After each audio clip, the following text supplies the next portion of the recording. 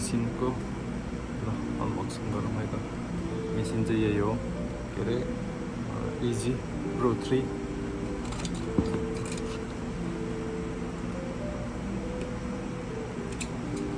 यो मेसिन चाहिँ मैले कम्तीमा नै 3 वर्ष अगाडिदेखि किन्नु खोजेको मेसिन हो।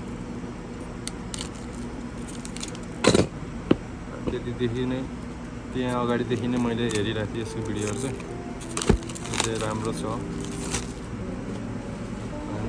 मैले चाहिँ धेरै जस्तो 3RL को निडल चलाउँछ, त्यो पनि क्विप सेडिङको लागि मात्रै मैले चाहिँ त्यो चलाउँछु धेरै जस्तो। अनि त्यसको लागि चाहिँ धेरै राम्रो छ भन्ने छ। अनि मेन चाहिँ सेडिङको लागि चाहिँ खतरा छ यो।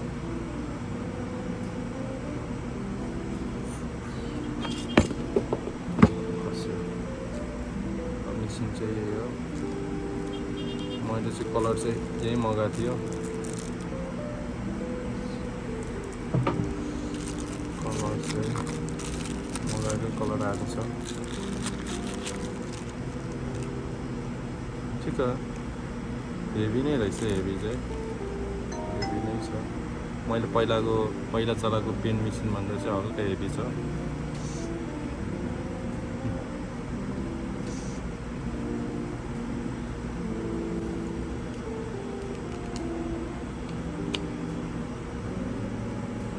म्याग्नेट टाइपको रहेछ।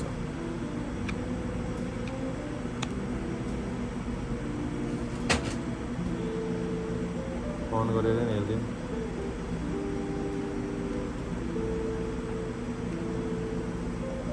ल क्या स्मुथ यार,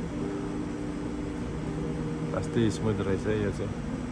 यहाँनिर साउन्ड पनि आएको छैन, तर चल्न चाहिँ चलिरहेछ। भाइब्रेसन भइरहेछ मेरो हातमा। कसरी थियो, हल्का आइरहेछ। भाइब्रेसनै छैन भने हातमा त थोरै फिल भएको छ, तर यस्तो हुन्छ नि गरिरहेको बेलामा चाहिँ त्यस्तो फिलै भएको छैन।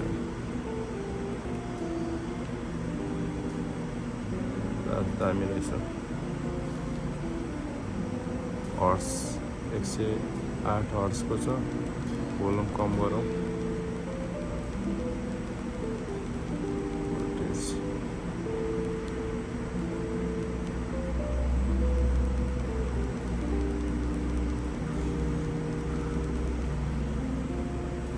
चलेकै थाहा पाएको छैन भने त डाउन गर्दै जाँदा त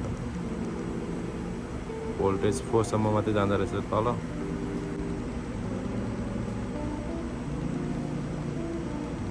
बाह्रसम्म रहेछ टप चाहिँ होइन, 12 भोल्टसम्म छ। तर नर्मली युज हुने त 7 हो, 7-8।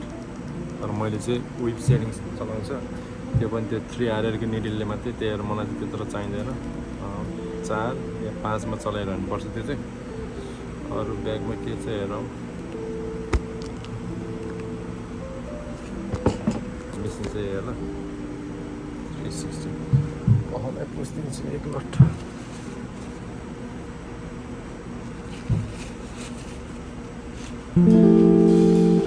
सानो छ मेसिन चाहिँ।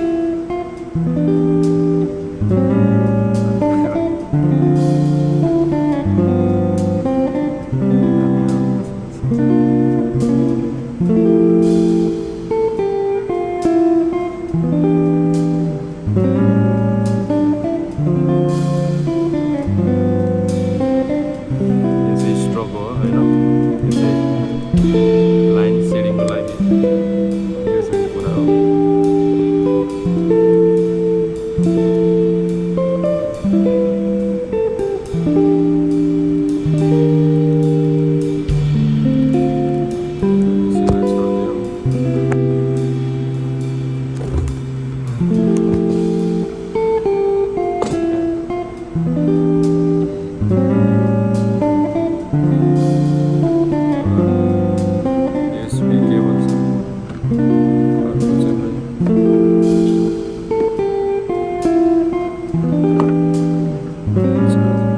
Bye.